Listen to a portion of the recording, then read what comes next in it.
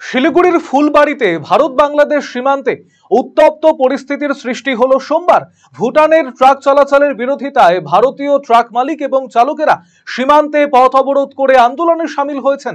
তাদের দাবি, ভারতীয় ট্রাকগুলির সঙ্গে অসম আচরণ করা হচ্ছে, অথচ ভুটানের ট্রাক বাংলাদেশে পাথর সরবরাহে বিশেষ সুযোগ পাচ্ছে।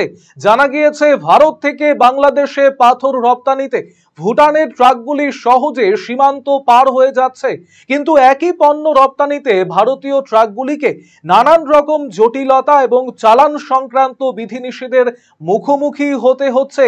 এমন পরিস্থিতিতে এদিন সকাল থেকেই ফুলবাড়ি সীমান্তের রাস্তায় শতাধিক ভারতীয় ট্রাক চালক এবং মালিকেরা রাস্তায় বসে পড়ে বিক্ষোভ দেখান।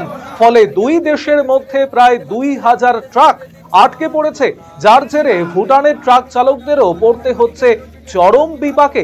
ঘটনাস্থলে পৌঁছেছে শিলিগুড়ির নিউ জলপাইগুড়ি থানার পুলিশ এবং বিএসএফ। পরিস্থিতি নিয়ন্ত্রণে সতর্ক অবস্থান নিচ্ছে প্রশাসন। যদিও এই আন্দোলন কিন্তু তারা চালিয়ে যাবেন বলে হুঁশিয়ারি দিয়েছেন। আমরা শোনাবো এই গোটা বিষয় সম্পর্কে কি প্রতিক্রিয়া তাদের, শুনুন।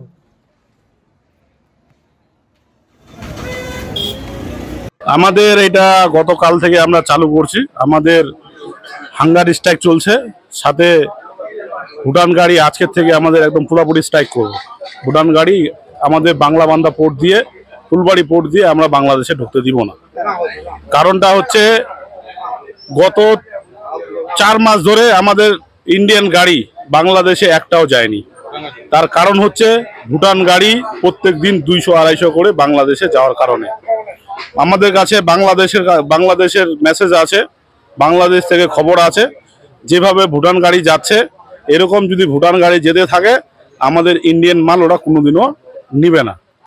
আমাদের আন্দোলন হলো যে আমরা যেই 3টা দাবি রেখেছিলাম, সেই 3টা দাবির মধ্যে মনে করো আমরা অলরেডি একটা দাবি পেয়েছিলাম, সুবিধা পোর্টালে যেটা আমাদের ভুটান গাড়ি ঢুকবে সেটা আমরা পেয়েছি। কিন্তু আমাদের কথা হলো, আমরা এই যে ইন্ডিয়ান গাড়িগুলো, এই যে যেরকম ভুটান গাড়ি 10 চাকা 12 চাকা করে আছে, এবং 12 চাকাগুলো 14 চাকা, 14 চাকাগুলো 16 চাকা করে চলছে। তো সেটাকে আমরা পুলিশ প্রশাসনকে দেখতে বলছি, এবং আমি পুলিশ প্রশাসনের কাছে আবেদন করব যেন আমরা সাধারণ মানুষ, আমরা সাধারণ জনতা এই যে আমরা যেন বাঁচতে পারি, রুটি রোজগার নিয়ে বাঁচতে পারি। কারণ আমরা অনেক সমস্যার মধ্যে আছি। কারণ আজকে আমরা আমাদের যে মনে করো যে বউ বাচ্চা আমাদের এমন পরিস্থিতিতে পড়ে আছে, যে অন্নদানা যেভাবে আমরা চলতাম, যেভাবে আমরা থাকতাম, সেই জিনিসটা এখন আমাদের নেই। তো আমরা খুব অসহায় পড়েছি। তো আমি সিএমকেও বলবো, আমি দিদিকেও বলবো,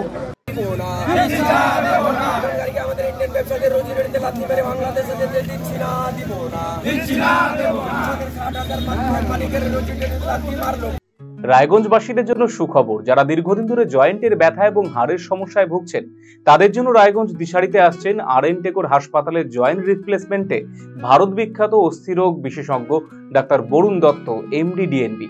এখন থেকে প্রতি মাসের নির্দিষ্ট দিনে ডাক্তারবাবুকে দেখাতে আজই যোগাযোগ করুন দিশারি হেলথ কেয়ার, উকিলপাড়া, রায়গঞ্জ শাখায়। যোগাযোগ করুন 7477785509, 7477785512 এই নম্বরে।